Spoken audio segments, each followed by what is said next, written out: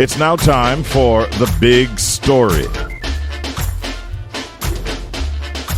So Jamaica is facing a potential social and economic crisis due to low life insurance coverage and pension scheme enrollment rates. Over 70% of Jamaicans lack life insurance, and more than 80% of private sector workers aren't enrolled in approved pension schemes. Experts warn that this could lead to increased dependence on government support and strain on social welfare systems, particularly given Jamaica's rapidly aging population and low birth rate.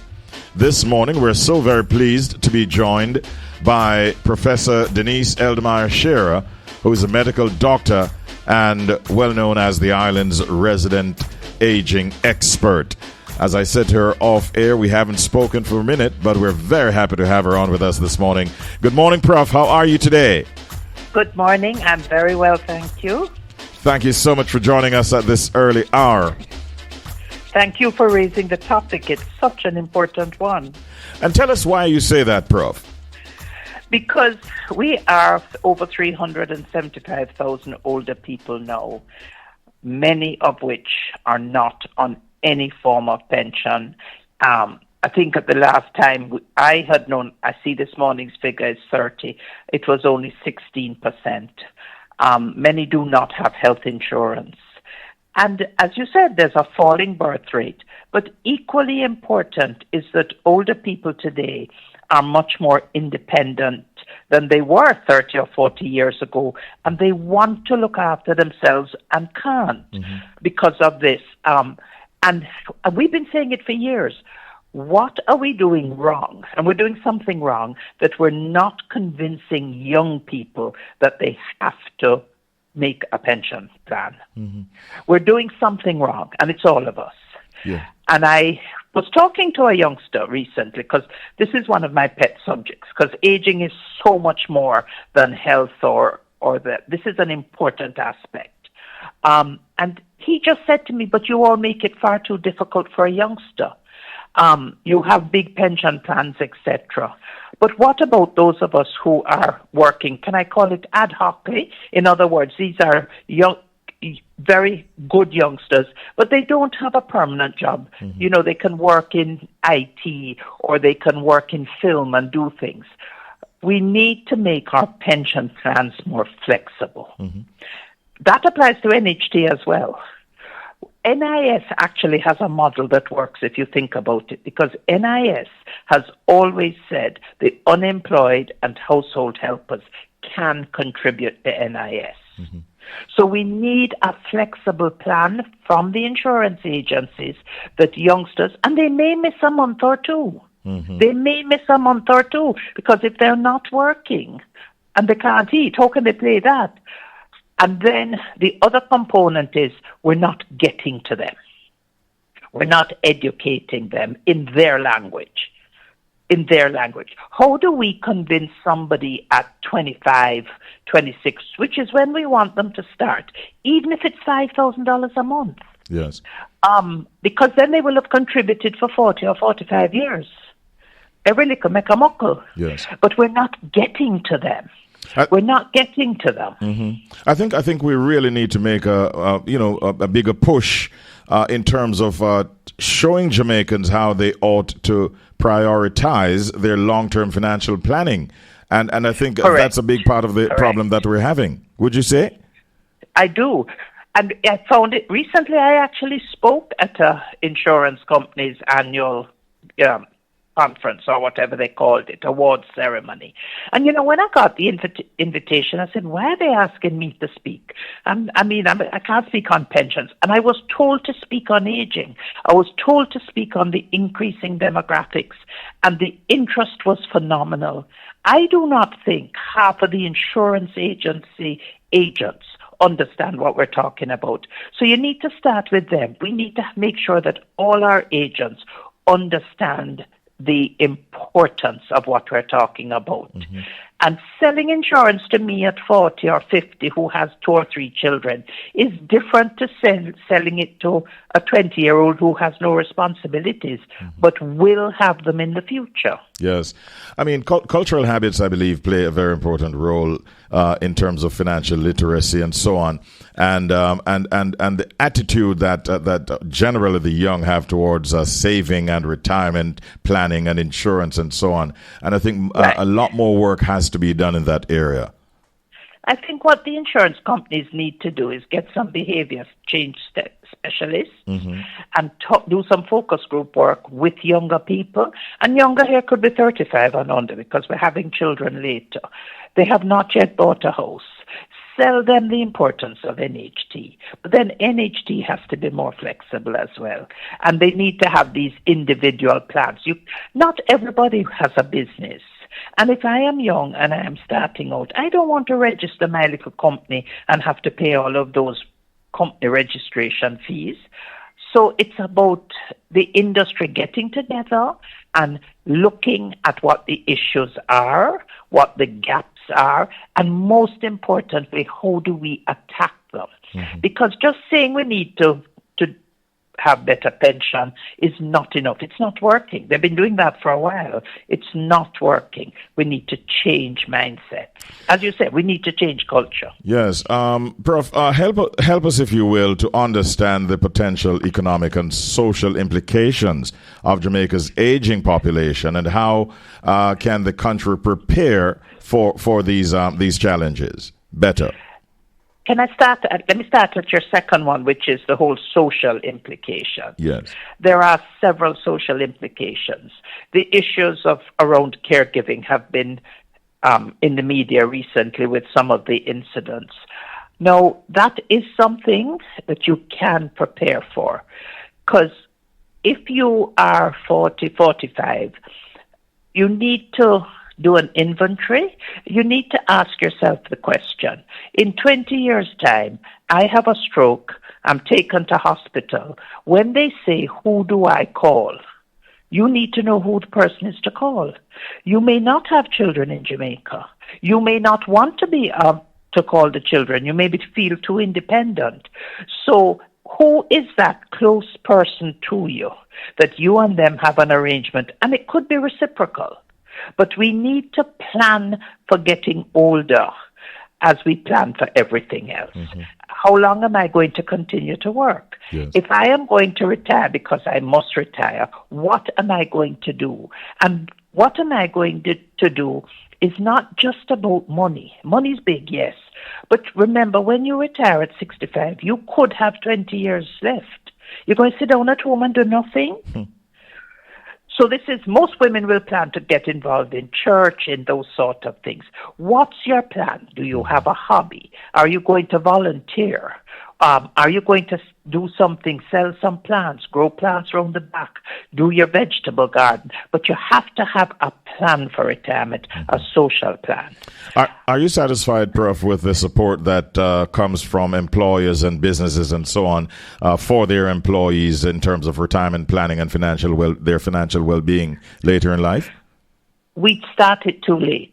A lot of companies are in fact doing it, but they're waiting till just before retirement. I go to too many retirement seminars that everybody's over 55.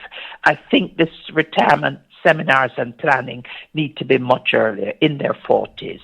The other thing that we don't do is many of the retirement planning seminars don't tell you to bring your spouse or your significant other. And planning together is very important. One of the biggest stresses in retirement is that she expects to do this and he plans to do that. And there you're going to get tension right away. So you need to plan together so that you have common goals. Or if you don't have common goals, and you may not have common goals, that both of you accept what the other is going to do. Yes. And the issue of caregiving has to be addressed. The issue of caregiving has to be addressed at the family level and at 2 stages. Older people need to make sure that the family knows what they want. there will be times that a nursing home is the only possibility. Persons with severe dementia, etc. But every one of us that are in that age group need to make sure that those around us know what we want. Have you put down a little money? Mm-hmm. Some people have put down a little money for the caregiver. Make sure somebody knows. Now, we have to recognize not everybody in the family gets on with everybody. So all those conversations have to be had and the plans have to be made. It is important for youngsters, the children, or the significant others, because here we all take in this child who is now our child, to have a discussion with parents, and parents to have with them, what do you want? Mm-hmm. These should not be decisions at the time of a crisis. I remember there was one family I had, and they actually had the conversation as part of their healthcare visit. And the children told me, this one will pay, this one will provide the care. So amongst the children, there was already an agreement. Who would be responsible for mother? Who would be responsible decision-wise for father? So everything was in black and white 10 years before it became necessary. Okay. So when it became necessary, nobody had any quarrel because they had agreed to it. Yes. Yes, go ahead, Prof. It's an unpleasant conversation, and sometimes it can be mistaken. Parents will say, "Are you trying to kill me off?" But you say, no, we're trying to make you comfortable and we're trying to make sure you have a say. Remember, old people like to control their lives, even when they can't afford to do it. But older people like to be in control, and you can't take that away from them. Right. As one person told his daughter, you are a child. And until I go 6 foot under, you are a child. We have to respect that. Yes. But that does not mean we're not to have the discussions. Indeed. So the social aspects, the hobbies, what are you going to do? Your retirement gift should not be a rocking chair, or some people want a computer because they're going to write. They're going to write their life story. It's about preparing for this period of life so that you don't get lonely, so that you don't get depressed. Mm-hmm. So the social aspect is one. Yes. You were going to ask something. I'm about to ask, given the country's economic and social context, on the subject of insurance policies, which are some that you think are most relevant for Jamaicans at this time? I think health insurance is critical, but then I do have a natural bias. I am a physician first and foremost, and I see the ravages of old age, and I will admit there are ravages. So I think a health insurance plan is critical. No, we have an issue there as well that the insurance agency needs to address.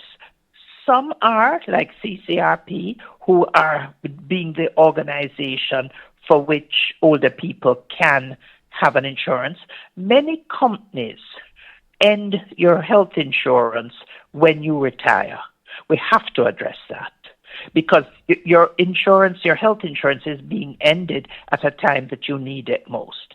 I don't have an answer, but it's something that companies need to look at. They must have more than one person retiring and getting cut off. Can each insurance company have what they call a retirees plan, so that people can then join it? Mm-hmm. It should be looked at.